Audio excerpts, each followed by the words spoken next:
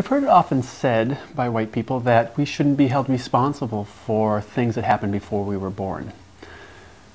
And that makes sense. I mean, I was born in 1969 in Cincinnati, Ohio.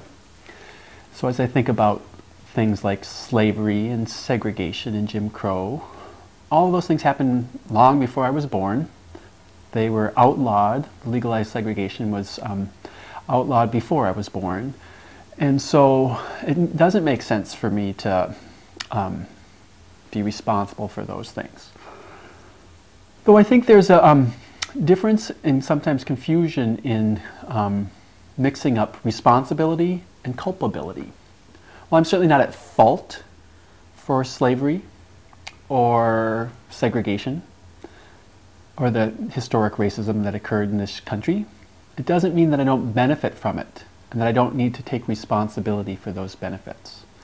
The reality of that surrounds me on a daily basis in these four walls in the house in which I live. The story of my house actually begins on a farm in Ohio, just south of Columbus, in Grove City. It's the farm where my grandmother, Clara, was born and raised and grew up, and where my grandfather, Walter, moved in with her after they were married. Where my mom was born, where my mom was raised amidst the cows and corn and sheep, along with three other siblings. It's the place that really tied me to the land, where I learned many things, where I got to go to experience chasing cats through the barns and fishing in the pond and chasing after cows when they were being sold when I was 2 years old. But the farm gave me much more than those memories.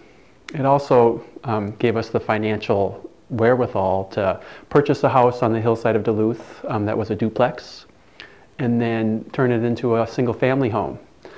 And as we did that, the farm actually was sold and turned into a golf course, and we were able to salvage all the trim and woodwork that was in the house. And so this banister is one that my mom would have slid down as she was growing up as a girl, and so we were able to save it and move it up to northern Minnesota and include it in our house.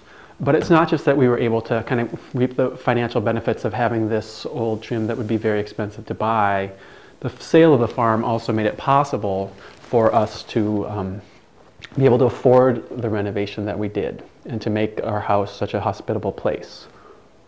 So you might be thinking, what does that have to do with historic acts of racism? Well, the story that really sticks for me is that my older cousin, Brent, who actually grew up on the farm and spent a lot of time there, obviously, as a young child, became an archaeologist in part because of all of the arrowheads that he found on a hill overlooking a creek that ran through the farm. And so as a child, I just thought that was cool, to find arrowheads, and what an interesting thing. As an adult, looking back, I realized that those arrowheads were a sign that that was native land, that it was land that Indian people had lived on. And I'm not sure how it came to be the possession of people of European descent. Happened before my family was involved, I believe. But regardless, at some point it did, and then it was passed on to my ancestors, who I think took good care of the land and who worked very hard. That's not the question. But that included with all of the hard work that my grandmother and grandfather did and the other people who cared for the farm did, that act of racism that transferred the ownership of that land and the use of that land from Native people to white people, to people of European descent, that was something that set up the channel for wealth that allowed my family to live in the house that we do now.